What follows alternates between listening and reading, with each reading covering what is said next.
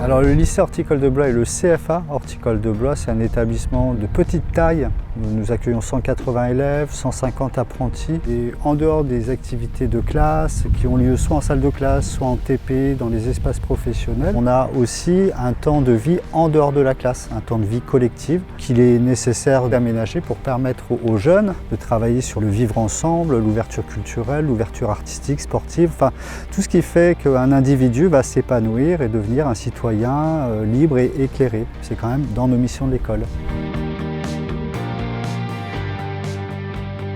Donc nous travaillons sur le cadre de vie au lycée horticole, établissement d'enseignement professionnel, dans un objectif assez général de permettre à nos jeunes de pouvoir avoir des conditions nécessaires pour réussir leur formation.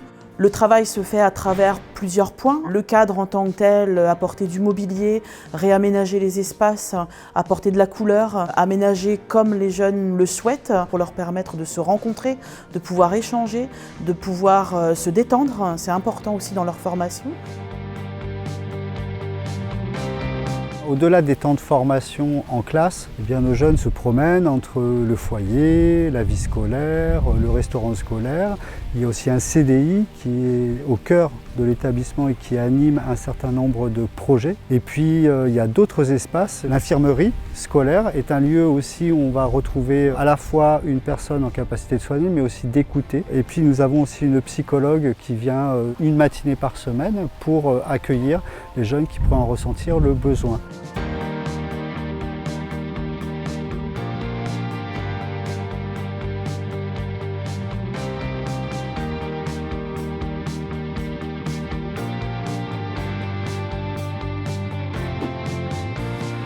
Nous travaillons également sur l'alimentation de nos jeunes dans le cadre de la loi Egalim. Il s'agit de permettre à ces élèves et à ces apprentis de pouvoir s'alimenter de façon équilibrée, mais au-delà de ça, de pouvoir bénéficier de produits bio et de produits locaux. On travaille aussi sur les pratiques vertueuses autour de l'alimentation pour lutter contre le gaspillage alimentaire, pour réduire l'usage des plastiques, entre autres, ce qui se fait très bien.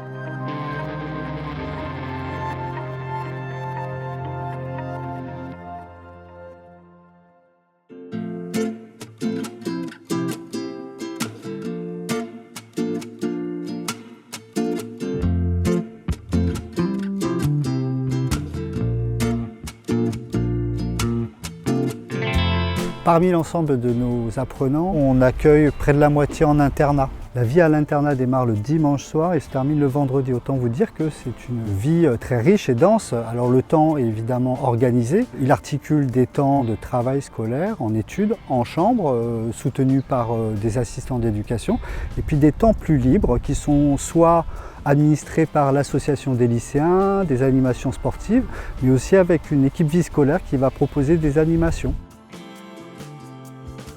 Donc on a chacun un lit désigné, voilà, on peut soit dormir d'un côté, soit de l'autre, c'est comme chez vous, quoi. On peut même accrocher nos photos, nos dessins sur les murs. Je sais que ça peut être compliqué de venir à l'internat, de connaître des gens, parce qu'on a peur de tomber sur des mauvaises personnes. Ça peut être dur de quitter la famille surtout, mais le rythme il se prend très rapidement. Déjà, il faut être avec des personnes qu'on aime bien quand même, ça aide. Et puis non, il faut faire avec et ça vient tout seul.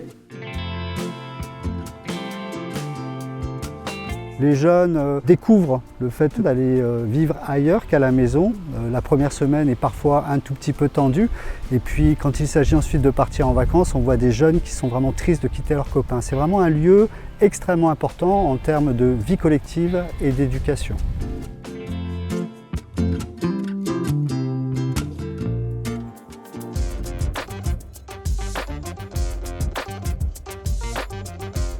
Dans l'établissement, nous faisons le choix d'héberger deux associations qui sont pilotées par des adultes et par des élèves et des apprentis. La première association, c'est l'association sportive et cette association propose des animations et des événements sportifs de plus grande ampleur pour tout le collectif.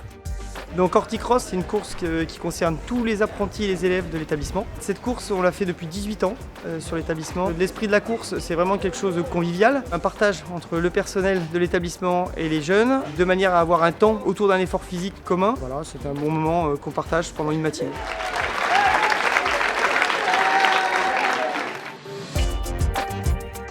Nous avons aussi une association de lycéens, loi 1901. Et cette ALESA est pilotée par un bureau et puis ils sont amenés à gérer un budget, une équipe, des animations, des activités, l'organisation de concerts, animation d'un club musique, j'en passe et des meilleurs.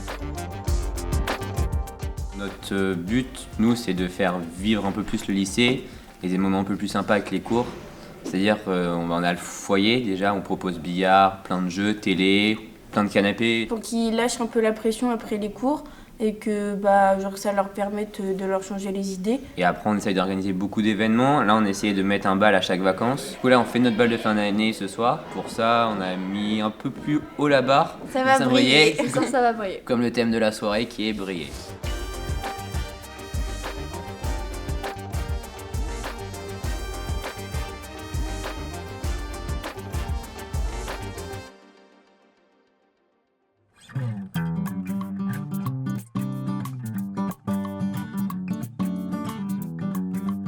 Autour de la question finalement de la vie collective, c'est aussi la question de qui je suis en tant que jeune. Ce qui est important d'entendre, c'est qu'on prend le jeune là où il en est dans son histoire et qu'on va lui proposer un certain nombre d'activités, de temps de prévention qui vont lui permettre à terme de pouvoir réaliser les meilleurs choix pour lui. Ce qui veut dire qu'on s'appuie vraiment sur une vraie politique de vie scolaire, de santé, de prévention et d'ouverture artistique et culturelle et professionnelle qui permettent finalement la construction du citoyen dans sa plus grande globalité.